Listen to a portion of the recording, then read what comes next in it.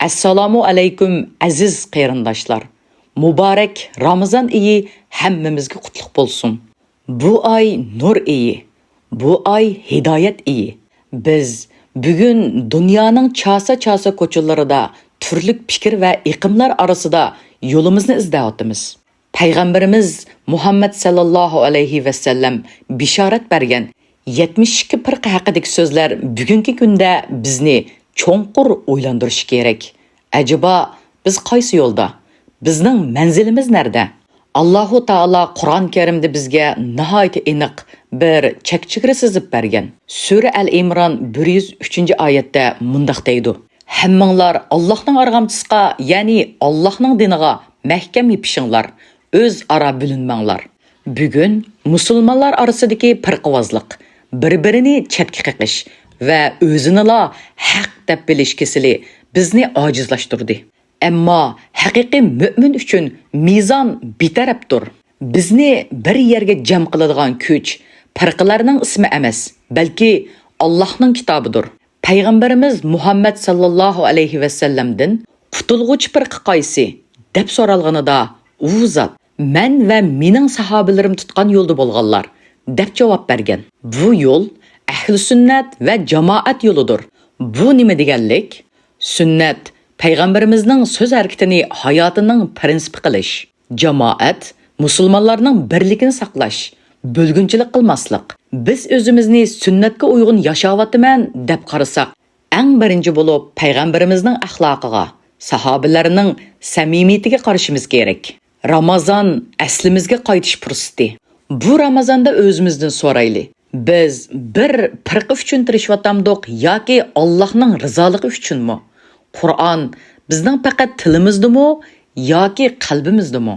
Ahli sunnatning tutgan yo'li ochqunlikdan va suvsizlikdan yiroq, o'tir hol yo'ldir. Bir-birimizni kofirga chiqarish, o'ch ko'rish ahli sunnatning axloqi emas. Chunki Qur'on bizga mu'minlar faqat qarindoshdir. Sura Hujron 10-oyat deb ta'lim beradi. Aziz qarindishim, dunyo bir o'tkinchi joy. Firqalarga ayrilib, bir-birimizning go'shini yeydigan emas, balki Qur'onning nurida birlashadigan vaqt keldi. Qaysi firqa haq degan savolning eng go'zal javobi Qur'onga eng yaqin, payg'ambarimizning axloqiga eng mos kelgan yo'ldir. Bu Ramazon biz uchun bir burilish bo'lsin. Qo'limizga Qur'onni olayli, qalbimizga sunnatni pukayli. Alloh bizni bo'linishdan saqlasin, birlik va barakat ato qilsin. Ramazon oyi musulmonlar uchun yil ichidagi eng muqaddas, eng barakatlik va eng qimmatli oydir. Ramazonning eng cho'ng sharafi insoniyatga hidoyat chirg'i bo'lgan Qur'on Karimning mushundoq oyda nozil bo'lishiga boshlanganidir. Alloh taolo Qur'onda mundaq deydi: Ramazon oyida Qur'on nozil bo'lishga boshladi. Sura Baqara 185-oyat. Qur'on Karimning nozil bo'lish jarayoni insoniyat tarixidagi eng ulug' va mo'jizlik bir faoliyatdir. Qur'on Karim bir vaqtda butun holat tushmay, balki insonlarning ehtiyojiga, yuz bergan voqealarga va islom jamiyatining qadam-muqaddam shakllanishiga qarab, taxminan 23 yil jarayonida bo'lak bo'lib nozil bo'lgan. Aziz qarindoshlar, mushu daqiqalarda biz ulug' bir mo'jizaning, Qur'on Karimning nozil bo'lish jarayonini esladik. Ammo o'ylanib baqayli. Alloh taolo Qur'onni bizni parcha-parcha qilish uchun nozil qildimi? Yoki dunyoning qorong'u ko'chalarida ezib yurgan bir-biri bilan o'ch adovat qolgan insoniyatni bir nurning atrofiga jam qilish uchun nozil qildimi? Qarindoshlarim, bugungi bo'lgunchilik, bir-birimizni tosh etib chetga qiqish, men haq, sen nohaq deb yaqinchilik rishtini uzish, Qur'on nozil bo'lgan shu ulug' kechining ruhiga qilingan eng cho'ng haqoratdir. Bizni turli ismlar, firqalar va siyosiy manfaatlar parchalayotdi. Dushmanlarimiz bizning namozimizdan emas, balki saflarimizning birligidan ayminadi. Biz bo'linish orqali o'zimizni ojizlashtiryapmiz. Bir musulmon qarindishingizning siz bilan o'xshash bo'lmagan fikrda bo'lishi uni dushman qilib olishingizga sabab bo'lmasin. Bizni bir qiladigan la ilaha illalloh kalimasi bizni ayiradigan minglagan kichik masalalardan ulug'dir. Tor dunyosidagi Ko'chalardagi jidal majralar bizga faqat xorliq elib keladi. Bugun biz bir-birimizning xatoligini tepishga emas, yorisini tingishga muhtojmiz. Qur'onni faqat tillaringlarda emas, hayotinglarda tirildiringlar. Qur'on bizga mu'minlar qarindoshdir dedi. Bu so'z bir shuar emas, bir majburiyat. Ey ummatning yoshlari, ey Ramazonning nuri bilan paklang'uchi qarindoshlar, kelinglar, bu Ramazonda faqat tamoqdilla emas, balki nafratdan, bo'lgunchilikdan va firqvozlikdan ro'z tutayli. Dunyoning qayerida bo'linglar, qaysi davlatning pasportini ko'taringlar, qaysi o'limaning darsini anglanglar, biz bir badanning a'zolarimiz. Bir a'zo og'risa, butun badan og'riydi. Allohim, qalblarimizni bir-biriga ulfat qilgin.